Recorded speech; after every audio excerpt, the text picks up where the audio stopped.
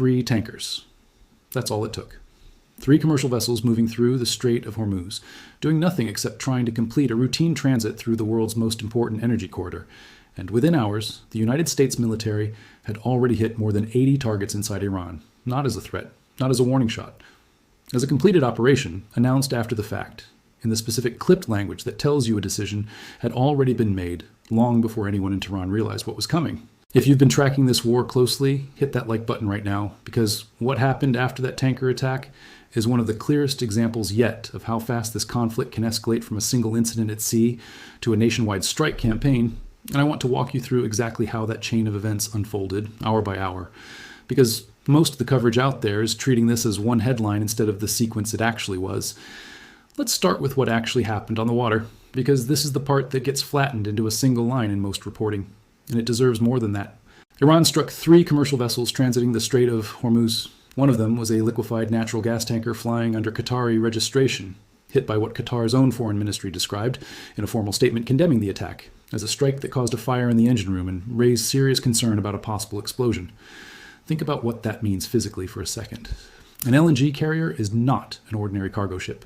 It is, by design, one of the most carefully engineered vessels on the ocean specifically, because the cargo it carries is catastrophically dangerous if mishandled. A fire breaking out in the engine room of a fully loaded LNG tanker in a narrow shipping channel is not simply a shipping incident. It's the kind of scenario maritime safety planners spend years trying to prevent, because the failure mode isn't a delayed delivery. It's a vessel that could, in the worst case, become an uncontrollable hazard to everything around it, and one of the most heavily trafficked choke points on the planet. The second vessel damaged that day was a Saudi-flagged crude oil tanker, a supertanker believed to be the Wedyan, owned and operated by the Saudi shipping firm Bahri, one of the largest tanker operators in the world. It was damaged off the coast of Oman, and at the time, the precise cause of that damage was still being confirmed through multiple sources cited by Reuters. A third vessel was also affected in the same window of attacks, according to CENTCOM's own account, though full details on that specific ship took longer to emerge publicly than the other 2.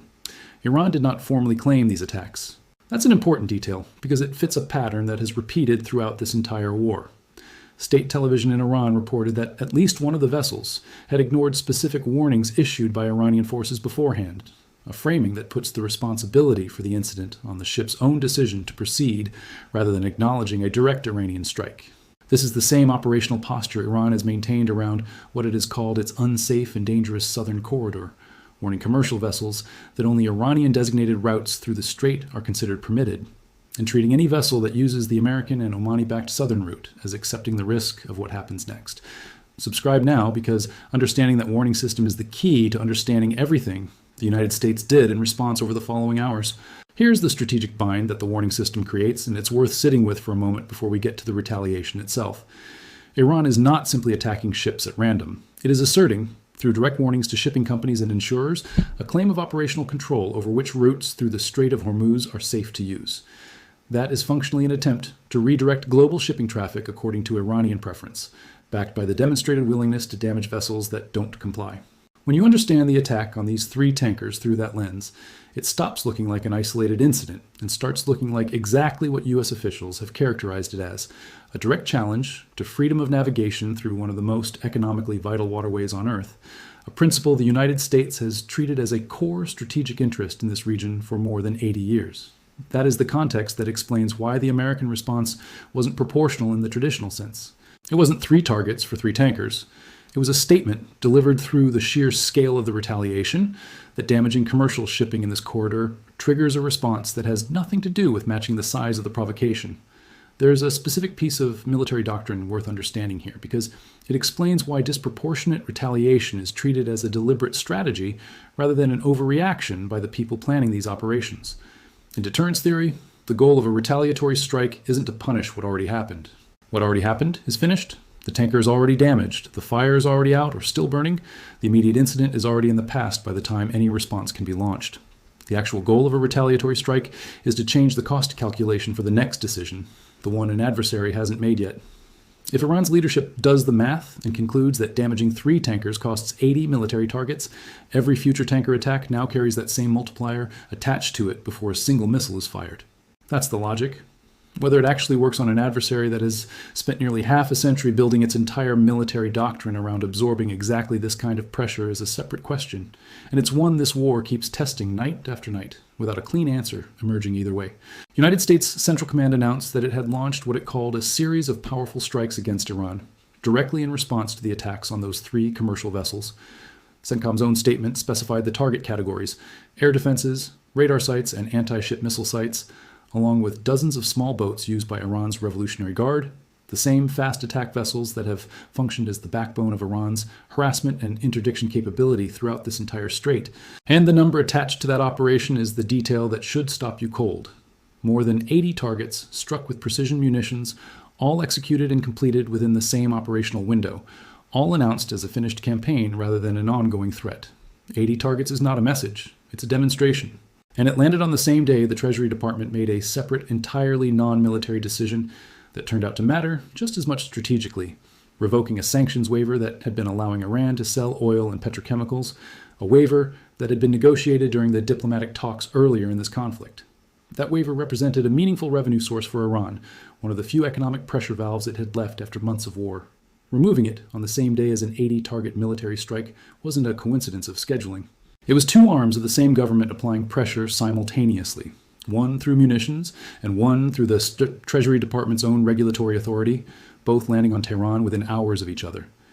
A U.S. official put the underlying message in blunt, direct language, stating that Iran's actions in the strait were wholly unacceptable to the United States and would be met with consequences.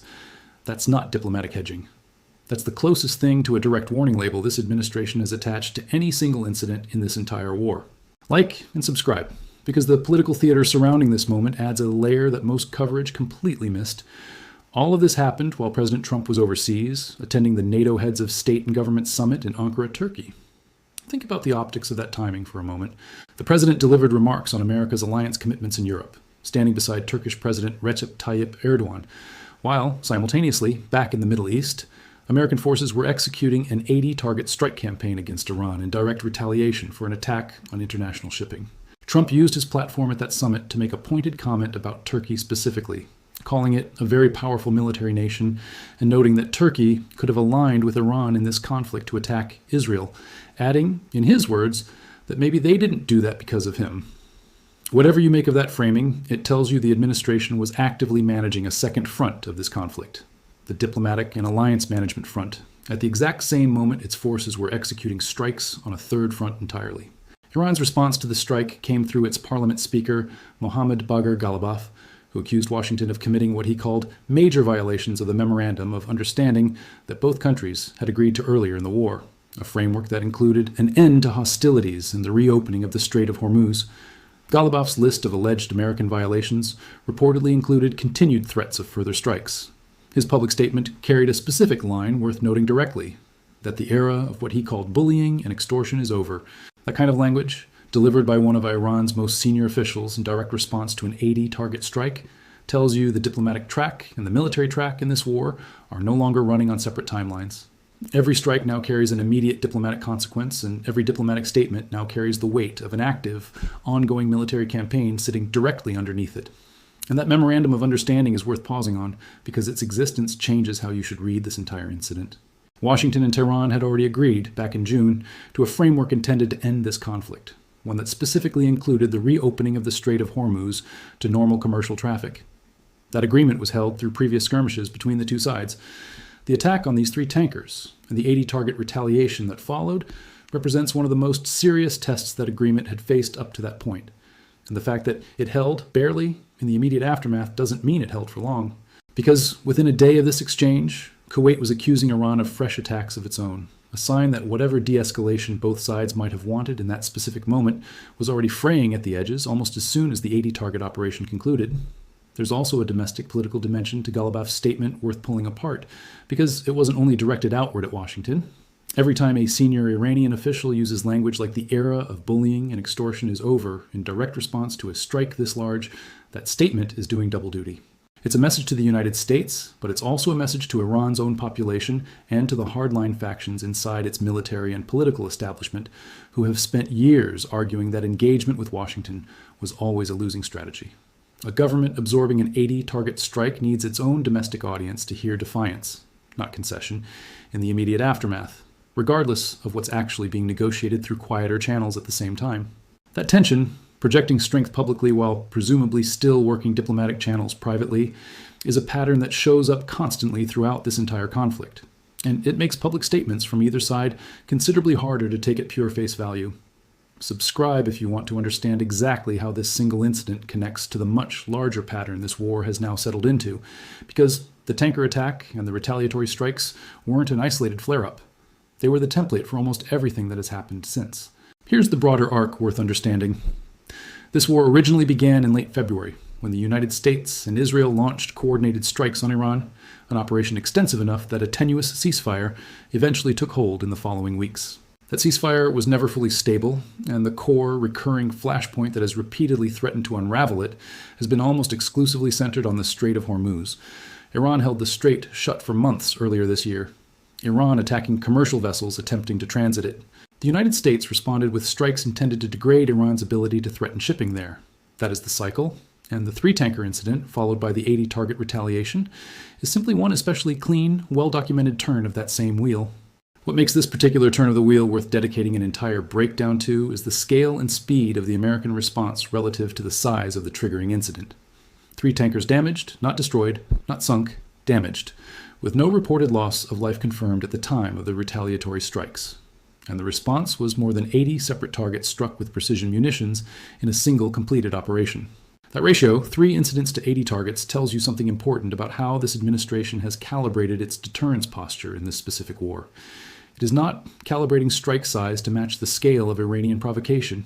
It is calibrating strike size to make any future provocation, of any size, feel like an unacceptable risk for Tehran to take. And this pattern didn't stop with that single operation. In the days and weeks that followed, the exchange of strikes continued almost nightly, each night adding to a running total that, by the time of this recording, has reached 10 consecutive nights of American strikes on Iranian territory. On a subsequent night in that sequence, U.S. forces conducted what CENTCOM described as a wave of strikes, specifically to further degrade the military capabilities Iranian forces have used to attack commercial shipping in the strait. In that instance, hitting a commercial vessel reportedly attempting to reach Karg Island, Iran's most critical oil export hub, while allegedly trying to evade the American blockade posture in place around the strait. On another night, a 3-hour barrage of American strikes targeted Iranian military command centers, air defense and coastal surveillance sites, maritime capabilities, missile and drone launch sites, and communications networks, all explicitly framed, in CENTCOM's own words, as work to further diminish Iran's ability to attack commercial vessels and civilian mariners transiting the strait. By the 10th consecutive night of this campaign, the pattern had become almost routine in its structure, even as its geographic reach kept expanding. Explosions were reported on Keshem Island, the largest island inside the Strait of Hormuz itself, as well as in the port cities of Bandar Abbas and Bandar Lenge, both critical nodes in Iran's naval and commercial port infrastructure along that same corridor. Explosions were also reported in Shiraz, well inland from the coast. CENTCOM's own statement for that night specified it had hit Iranian military command centers, maritime capabilities, missile and drone launch sites, and air defense systems, the same category list that has anchored nearly every one of these nightly operations since the war's central flashpoint shifted decisively toward the strait. Iran's Revolutionary Guard responded to that 10th night with its own claimed strikes, stating it had hit a long-range radar site, a telecommunications center, satellite receiving systems, and a missile defense radar belonging to the American military inside Kuwait, along with an MQ-9 Reaper drone hangar at the Ali Al Salem Air Base, claiming to have destroyed or severely damaged several unmanned aircraft there.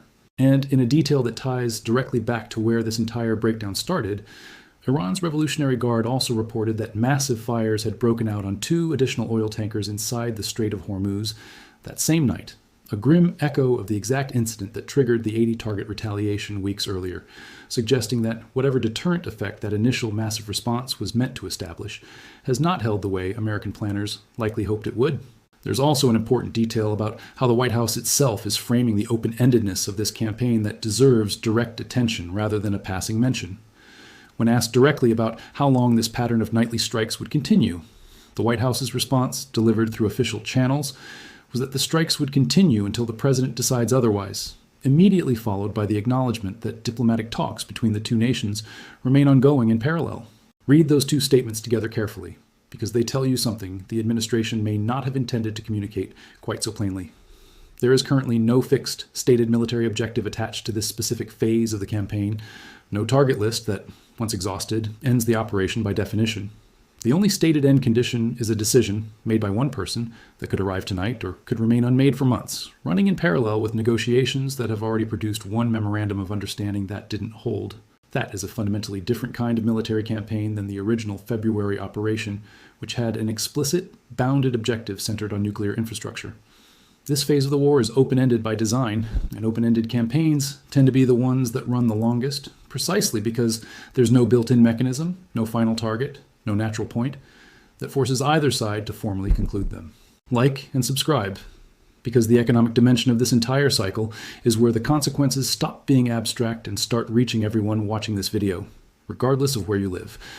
The Strait of Hormuz carries roughly 20% of the entire world's daily oil supply under normal conditions, a figure that has been repeated by virtually every serious outlet covering this war, because it is the single number that explains why a regional military conflict keeps showing up in global energy markets. Before this war began in February, an estimated 20 million barrels of crude oil and refined products moved through that waterway every single day. According to America's own energy secretary, speaking publicly during this period of intensified strikes, roughly two-thirds of that pre-conflict traffic, close to 14 million barrels a day, has continued moving through the strait despite the ongoing exchange of strikes on either side of it. That is a notable claim, made specifically to push back against public reporting, suggesting that shipping traffic had mostly stopped altogether. The Energy Secretary's position, delivered directly in a television interview, was that those reports characterizing the strait as effectively closed were not accurate, and that flow was continuing at roughly two-thirds of normal capacity rather than grinding to a halt. CENTCOM has made a parallel claim, stating that since early May, its forces have helped facilitate the transit of approximately 900 commercial vessels and 450 million barrels of crude oil through the strait, framing its ongoing military operations explicitly as an escort and protection mission for civilian shipping rather than simply an offensive campaign against Iran. Whether you view that framing as an accurate description of the military's role or as a convenient justification for a much broader campaign, the underlying numbers, 900 vessels, 450 million barrels, tell you that global commerce through this corridor has continued throughout this war, just at a reduced and far riskier pace than before any of this began.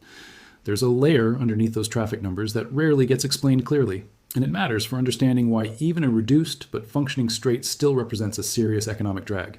Every vessel transiting that corridor right now is doing so under a war risk insurance premium that didn't exist before this conflict began, a cost that shipping companies pass downstream into the price of everything that vessel is carrying, whether that's crude oil, refined fuel, or any other cargo moving through the Gulf. Some insurers have reportedly become unwilling to underwrite certain routes at any price, which forces shipping companies either to self-insure at enormous risk or to reroute entirely, adding weeks and significant additional fuel costs to journeys that would otherwise take days. Two-thirds of normal traffic sounds like a manageable disruption stated as a percentage. It is a considerably less manageable disruption once you account for the fact that every single one of those vessels still moving through the strait is now doing so at a meaningfully higher operating cost than it was before February, a cost that ultimately shows up in fuel prices and shipping rates worldwide regardless of whether the headline barrel count looks reassuring. That reduced pace still carries a real cost, and it is not evenly distributed around the world. European economies, which depend far more heavily than the United States on imported oil and gas moving through the Persian Gulf, have absorbed a disproportionate share of the economic strain from this conflict. Several European nations have gone as far as completely barring the American military from using their bases or airspace for operations against Iran, a significant diplomatic distancing from Washington's approach to this war. The United Kingdom, by contrast, took a middle position, declining to participate in offensive operations while still making bases available for what it specifically described as a limited defensive purpose, framed around protecting national interests and allies within the Gulf region. That split among close American allies, some refusing involvement entirely, one offering defensive access only, tells you this conflict has already created real strain inside the Western alliance structure over how far support for this specific campaign should extend. Oil markets themselves have moved in both directions depending on the news cycle, which is itself revealing. Prices climbed sharply in the immediate aftermath of strikes and tanker attacks, the kind of reaction you'd expect from a market pricing an acute new supply risk. But prices have also slipped on specific trading days when reports circulated about possible mediation efforts between Washington and Tehran, even while military exchanges between the two countries continued on the ground. That pattern, Prices falling on diplomatic rumors even as bombs are still falling tells you the market is currently treating this as a conflict that could plausibly end through negotiation at almost any point, while simultaneously pricing in the very real possibility that it doesn't, and that possibility is not hypothetical. According to officials cited in recent reporting, if President Trump orders a return to full-scale military operations against Iran, the resulting campaign would be, in the words of those officials, far more intense and extensive than the 9 consecutive nights of airstrikes that had, at that point, primarily targeted Iranian military assets connected specifically to operations around the Strait of Hormuz. One official confirmed directly that American forces have so far largely avoided strikes near Tehran itself and against Iran's nuclear facilities during this particular phase of the conflict. A restraint that officials specifically noted could change if the war escalates into full-scale operations again. Preparations for that scenario are already visible. According to reporting citing a Fox News national security correspondent, Central Command would likely respond to any decision to widen this campaign by deploying additional fighter aircraft, including F-16s and F-35s, along with KC-135 aerial refueling tankers, the exact kind of logistical buildup that precedes a sustained large-scale air campaign rather than a series of limited, targeted retaliatory strikes.